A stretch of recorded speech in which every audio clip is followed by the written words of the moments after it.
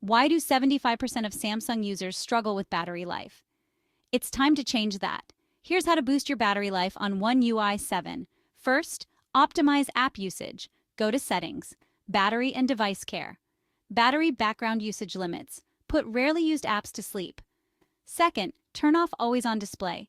In Settings, Lock Screen, Always On Display, disable it or set it to show only on tap. Next, use Power Saving Mode. Enable it in Settings, Battery and Device Care, Battery. Lower your screen brightness. Go to Settings, Display and adjust it, or enable Adaptive Brightness. Disable unnecessary features like Bluetooth, GPS, NFC, and Wi-Fi scanning when not in use.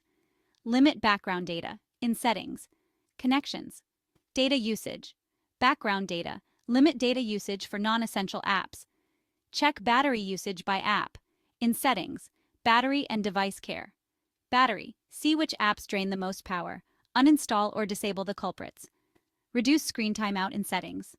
Display. Enable dark mode in Settings. Display. Finally, keep your software updated to the latest One UI 7 version. Follow these tips and your battery will thank you.